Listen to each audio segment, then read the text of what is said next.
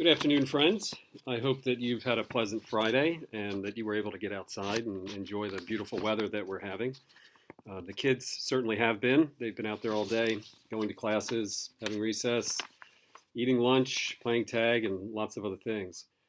Some of you are aware of the self assessment that we carried out this year through the National Association of Independent Schools. And it was called the Assessment of Inclusivity and Multiculturalism. I want to thank you for participating, for those of you who have, and for volunteering to help us with that. We are looking forward to getting the results back, which I hope will be soon, and we'll use those results and the report from NAIS to chart a course for next year regarding education and training for our faculty, staff, and board. So I've been in touch with NAIS, and they're working on our report, and as soon as we get it, we'll be able to share it with the community. To that end, I've also been in touch with several outside consultants who are going to be able to help us next year regarding training and education for faculty, staff, and board. So when I have more information about that, I'll let you know also, because we're talking to several different groups and trying to figure out which groups would best fit our needs. There are a couple other things I wanted to pass on to you. This week has been Earth Week at school, and you may have heard Teacher Leslie talk about citizen science, which is something that she's been working on with the children all year long. And I wanted to give you a couple of examples of citizen science that the children have been doing this week. Grades 2 through 5 each have 2 trees on campus that they're monitoring, and this is part of a project that's called Project Budburst, and it's managed by the Chicago Botanical Gardens.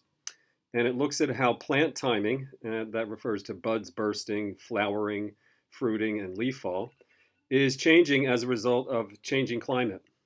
So the children here are looking at red maple, hackberry, saucer magnolia, tulip poplar, elm, ginkgo, a red oak, and a black oak. Also, the 4th and 5th grades completed a bio blitz using an app called iNaturalist, which is free, by the way. You can sign up for iNaturalist. And you take pictures of plants and animals, and it gets uploaded. And then that gets shared with researchers. And so they've been able to identify all the plants on campus here, and also in Barclay Park and Marshall Square Park. So all of that information is being shared with researchers.